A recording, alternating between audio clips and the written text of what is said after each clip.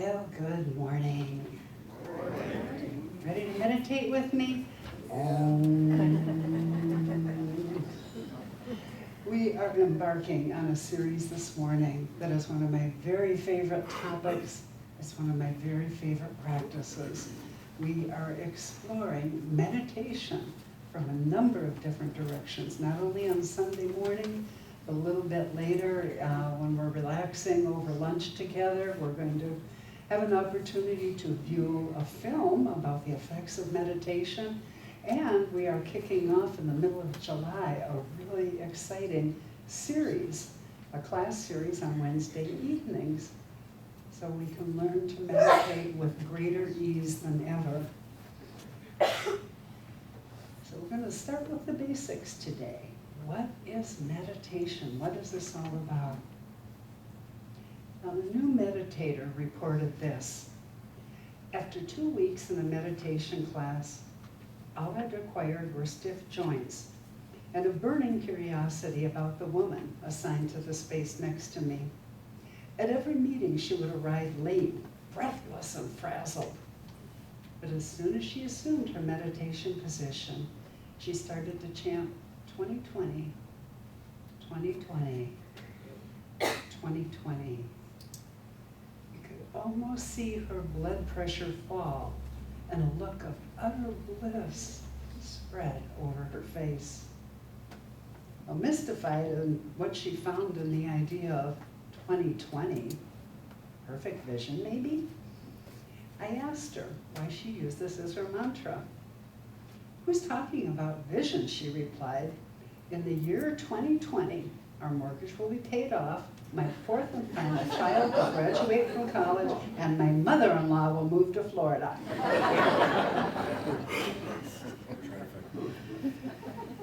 What exactly is meditation? Well, those of us who've been around at Unity for a while know that we are a new thought community. We recognize that our thoughts are powerful, that our thoughts engaged and directed to create what we want yield extraordinary results. And we also understand in new thought that the thoughts that we select, the thoughts that we work with, the more aligned they are with God mind, with the mind of God, the more inspired and effective they'll be. This alignment of our mind with God mind happens most powerfully and most efficaciously in the silence of meditation. I grabbed my revealing word the other day and looked up what Unity co-founder Charles Fillmore had to say about meditation, and he describes it for us like this. Meditation is that steady effort of the mind to know God. It's man's spiritual approach to God. The purpose of meditation is to expand our consciousness Christward, to bring into realization divine truth, to be transformed in spirit, soul, and body by renewing the mind. Meditation is a stilling process. Meditation is connecting with Source, with God mind, with higher power, with whatever and however you know that higher presence. Meditation is bringing out those God qualities in us, what we call in Unity the Christ in us. It's becoming more and more Christ-like, not only in our moments of meditation, but on a day-to-day basis. And it is opening ourselves to allow God life and God love to flow through us. The question I hear a lot is, so what's the difference between meditation and prayer? Some people describe it this way. Meditation is connecting with God and listening to God. Prayer is talking to God. Prayer, according to Fillmore, is communication between God and man. It takes place in that innermost part of our being when we affirm the truth that eternally exists but has yet to come into manifestation in our life, and we affirm that rather than supplicate for it. Prayer is affirming the desires of our heart, what we want to create, what we want to manifest. Meditation is that quiet process that precedes and follows effective prayer. Prayer can emerge from meditation. Meditation can lead us to deep and empowered prayer.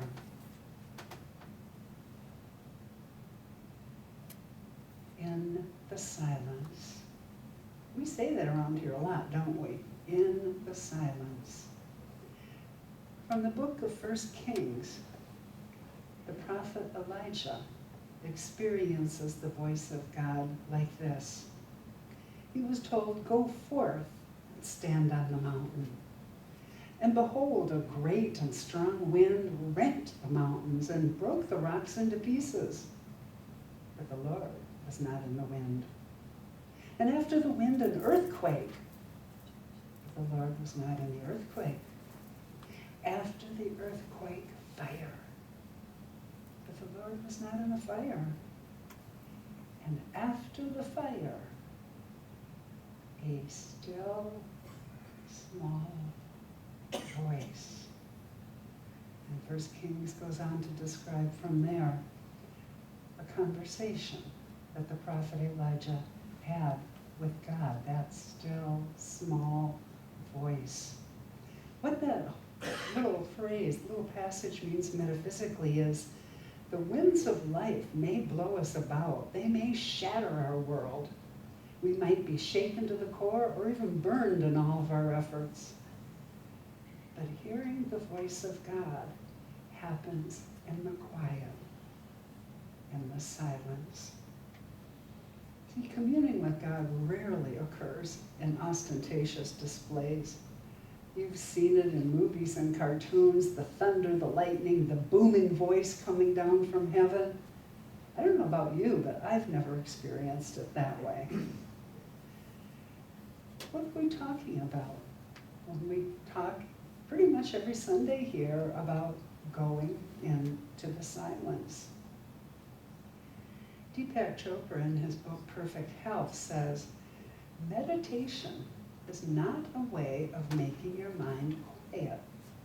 It is a way of entering the quiet that is already there, buried under the 50,000 thoughts an average person thinks every day. Simply put, meditation is that moment when thought ceases and we know, sense, feel, bask in our oneness with all that God is. That moment when thought ceases. How many of you, when you sit down to meditate, all of a sudden have a million things going through your mind? Yeah. What is that all about? You know, one of my first spiritual teachers talked about monkey mind. The minute we sit down to meditate, our mind has all these things it wants to chat about. Just like a monkey swinging from branch to branch, chattering away, making all of this noise, reminding me of what I need to do next, or what I should have done yesterday, or what happened last week, or was happening down the road. And it doesn't stop, does it? Coming at you from every direction. Oh, my hip hurts. Oh, my knee aches. Everything but the quiet starts to bubble up, doesn't it? When I teach meditation classes, that is the #1 challenge people have. How do I get my mind to be quiet with all of this stuff going on? Where does monkey mind come from? Monkey mind, all that mind chatter boils down to ego. Our human ego doesn't want our minds to be quiet. Our human ego does not want us to experience the peace of God that passes all understanding. You see, when the mind is quiet and we experience that peace, ego is shut out. Ego is no longer in charge. And that is the one thing ego fears the most. So of course it's going to raise a ruckus and kick up a fuss the minute we decide we want to step in to the silence. We want to access that quiet that's already in us. That's part of the reason I'm excited to introduce here at Unity in the Valley the Ascension Meditation Protocol. It's a simple and yet profoundly effective approach to meditation that really does work to quiet the mind and move us to a higher place of being. You're going to hear more about that later today. You're going to hear lots about it in the coming weeks. So what is the silence? You ever had that moment when you're quiet and you're meditating and your mind finally settles down and you realize, I'm here. This is it, this is the silence. And then the minute you think that, you realize, oh shoot, I just blew it. One of my spiritual teachers described the silence as not the absence of sound, but the allness of God. The allness of God. It's a higher level, a divine level. It's actually a mystic level, which makes it really hard to define in human terms, because it's beyond rationale. It's beyond human thinking and reason. And it is extraordinary. Not the absence of sound, but the allness of God. The allness of God. God is good all the time. That's our first unity principle, right? God is love. God is peace, wisdom, power, insight, understanding, and on and on. The allness of God is where divinely inspired ideas emerge. It's where healing happens, and it's where peace prevails, regardless of what's going on in the world around us. So why would you want to consider meditating? Now, Oprah Winfrey and her team had something to say about meditation when they began to study it. Oprah says, knowing that, she's a very inspired theologian, is she not? Oprah says, knowing that stillness is the space where all creative expression, peace, light, and love come to be. It was powerfully energizing, yet calming experience. I didn't want it to end. When it did, I walked away feeling fuller than when I'd come in. Full of a hope, full of a sense of contentment and deep joy. Knowing for that even in the daily craziness that bombards us from every direction, there is stillness, the constancy of stillness. Only from that space can you create your best work and your best life. So now I give myself a healthy dose of quiet time, and the results are awesome. Better sleep, improved relationships, greater productivity and creativity all around. I know some who used to suffer from migraine headaches but don't anymore. It's a pretty great gift for spending just a few minutes in the silence, isn't it? Creative expression, peace, light, energized yet calm, a sense of joy and hope. There's a lot to be gained from those quiet moments in the silence. Meditation, we know from research, alters our minds. The researcher by the name of Richard Davidson, who told the Washington Post that Buddhists have maintained for centuries that meditation can actually change the way your mind works. And at the University of Wisconsin, they did some research that backs up this claim. They monitored the brains of 8 of the Dalai Lama's most accomplished meditators and compared those results with brain scans of novice meditators. What they learned was the monks' brains were dramatically different, producing much higher levels of gamma brain waves than scientists had ever observed in a laboratory before. Gamma waves are associated with happiness, heightened awareness, coordinated thinking. Earlier studies found that this kind of brain activity also boosts such mental functions as memory, learning, and concentration. Meditation, the researchers concluded, actually appears to rewire the brain circuitry. In effect, training the brain, much like working out, trains the body. If you want to be younger, if you want to think with more clarity, if you're concerned about things like dementia and Alzheimer's, here's some really interesting research results. Meditation doesn't just improve mental and physical health in the present, it slows the aging process and can help us stay mentally sharp into old age. The research went on to explain that once people reach their mid to late 20s, the brain actually begins to lose volume and weight, which can eventually result in some loss of functional ability. At UCLA, researchers were comparing brain scans of 50 people who meditated for 4 years or more with the scans of people who didn't meditate at all. And they found that those people who had engaged in a regular practice of meditation had much smaller reductions in gray matter, which is that all-important neuron-containing tissue that's responsible for processing information. One of the lead researchers, Dr. Laurie, said, we were expecting to see this result in a few areas of the brain, but what we saw astounded us because there was a reduction in the aging process in every facet of the brain, and that was a big surprise.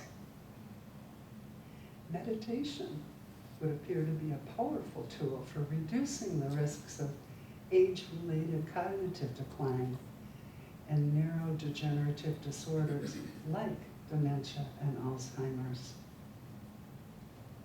Intrigued? Pete?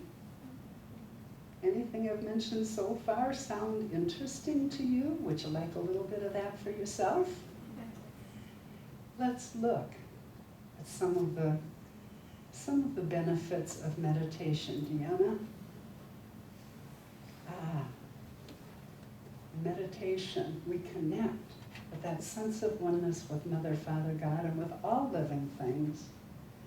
We have a heightened sensitivity and expanded consciousness, including a conscious awareness of the silence.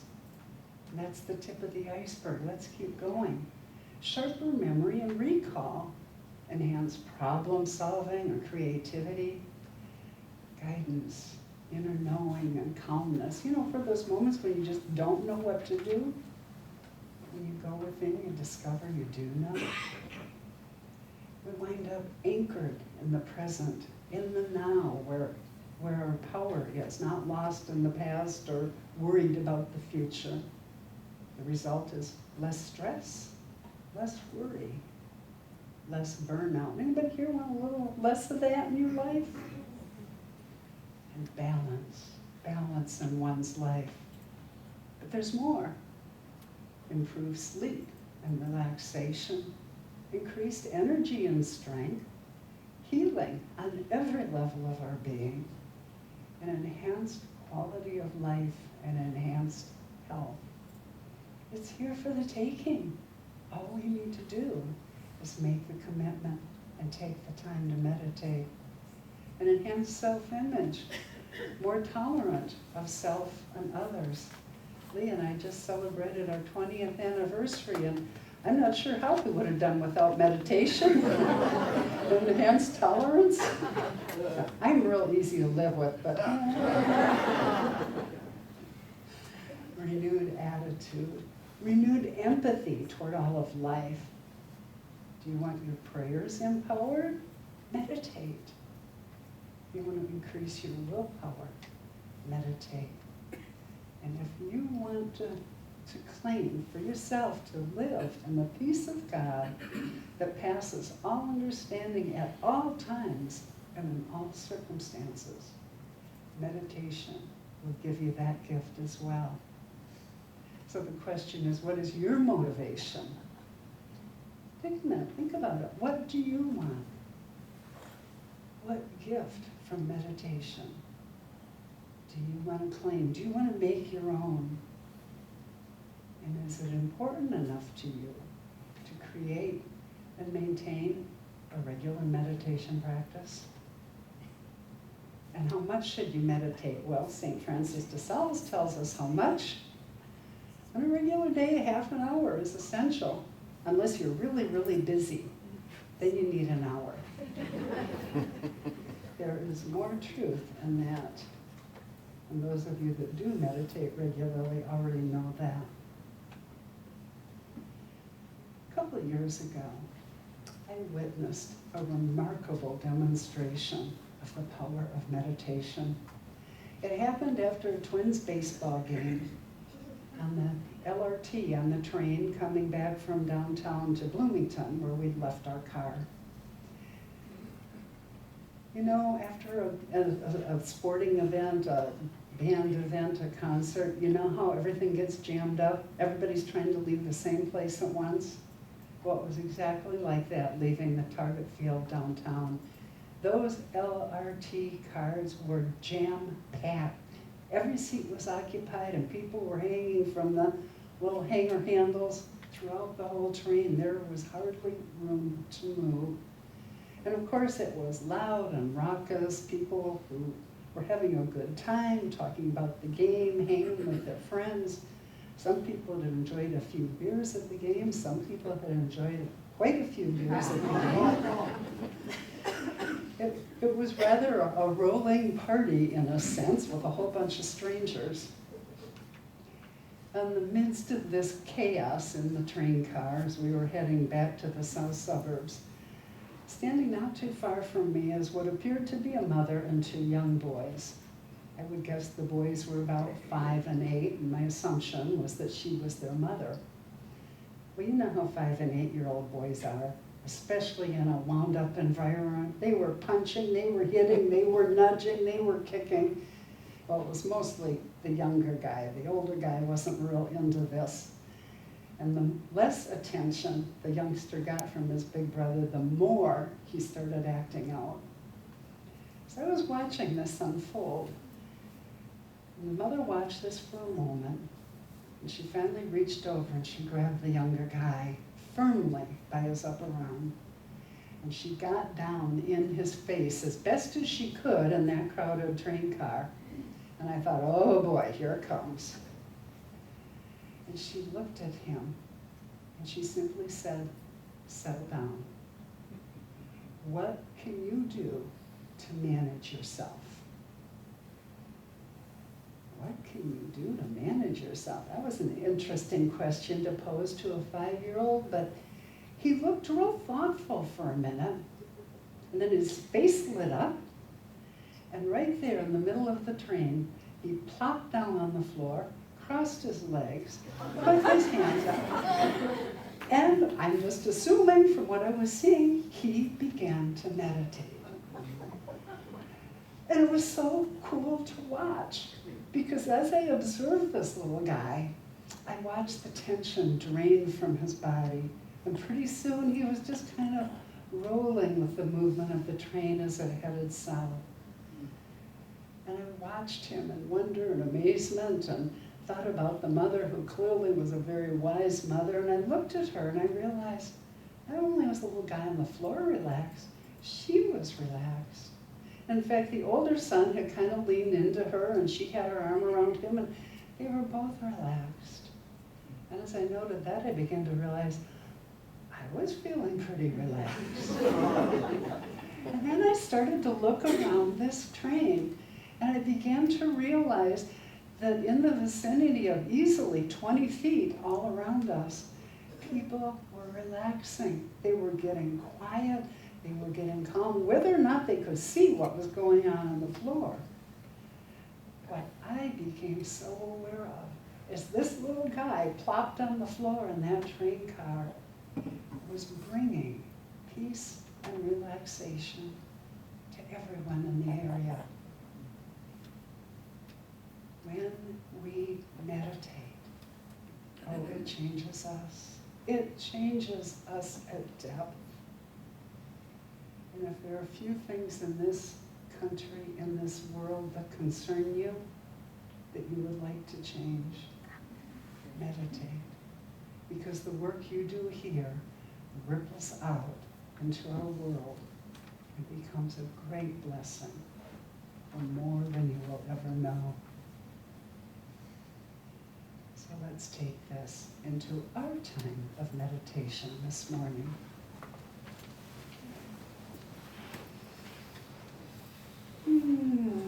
Take a deep breath, relax, get comfortable. Feel the chair upon which you're seated support you, reminding you just how supported we are in this world and in our lives. This is that moment where we set aside the plans for the rest of the day, where we set aside the frustrations and concerns of our life. This is that time where we completely let go and turn our thoughts, turn our awareness over to all that God is in the silence.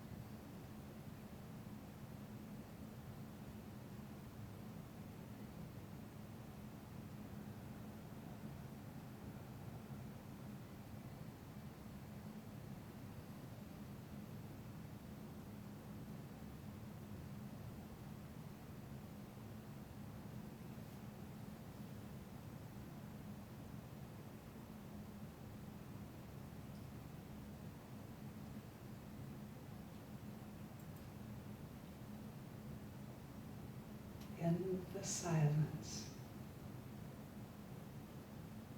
is that peace of God that passes all understanding.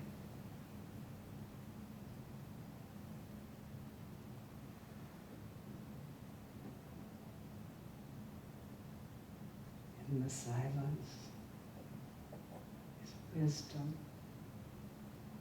insight, divine guidance.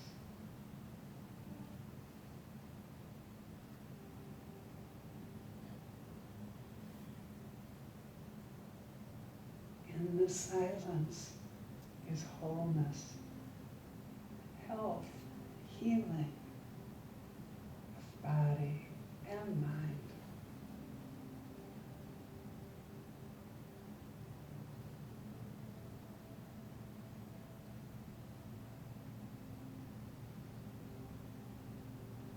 In the silence is oneness with all that God is.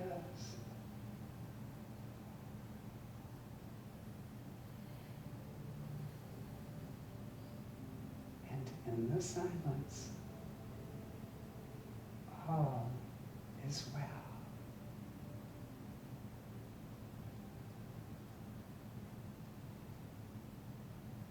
We are so grateful, God, for the gift of sacred communion in the silence.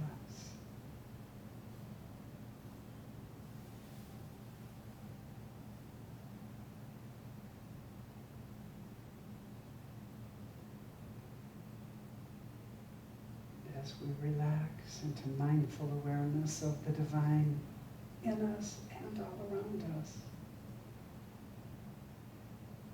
The peace of God and so much more is ours.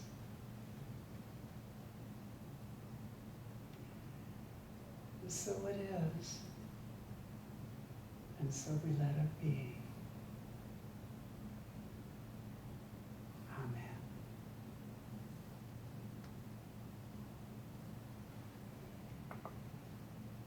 And now I invite you to gently bring your awareness back to this time and place. And join in our meditation song.